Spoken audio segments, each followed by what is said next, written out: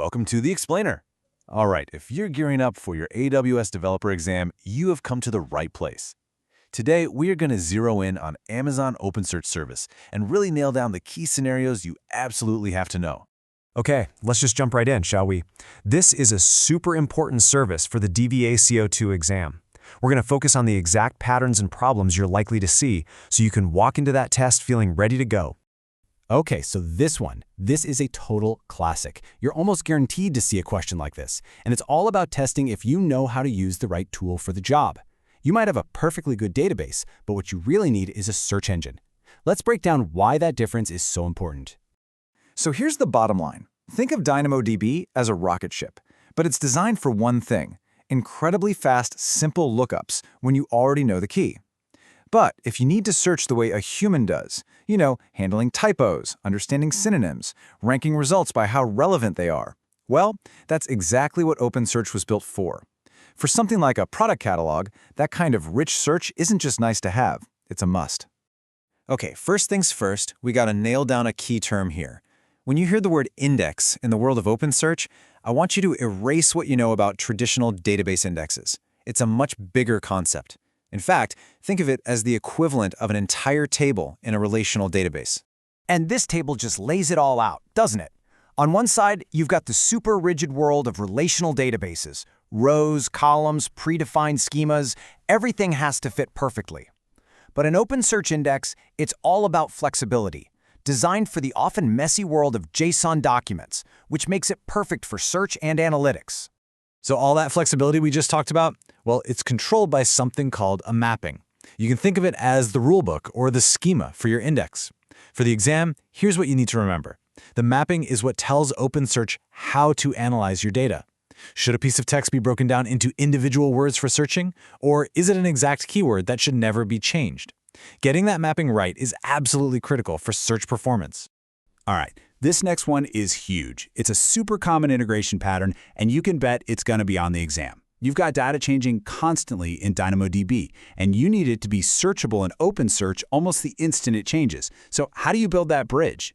And this right here, this is the magic of the zero ETL pattern. What does that mean? It means you don't have to build some clunky, complicated data pipeline yourself. You just switch on DynamoDB streams to capture every single change, then you create a serverless OpenSearch ingestion pipeline, and you just point it at the stream.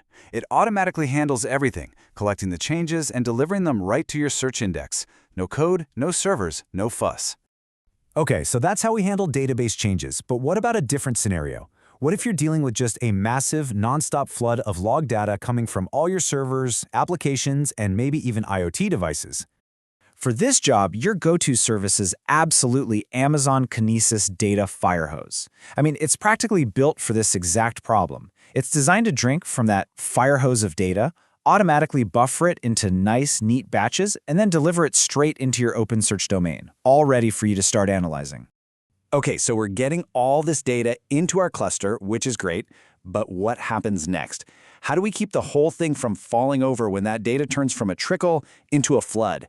How do you make sure the cluster stays stable? And here's a pro tip, a really crucial best practice for any serious production workload. You've got to configure dedicated master nodes. See, by default, every node in your cluster is trying to do everything. But when you create dedicated master nodes, you give them one job and one job only: manage the cluster. This lets your data nodes focus on what they do best: indexing and searching. That separation of duties is the key to a stable cluster. And this diagram, this is pretty much the gold standard for a highly available setup. Just look at it. You see those dedicated master nodes? They're spread across 3 different availability zones. That means even if an entire AZ goes down, the cluster doesn't skip a beat. And of course, the data nodes are spread out too, giving you that high availability and performance you need for your searches. All right, let's put on our detective hats.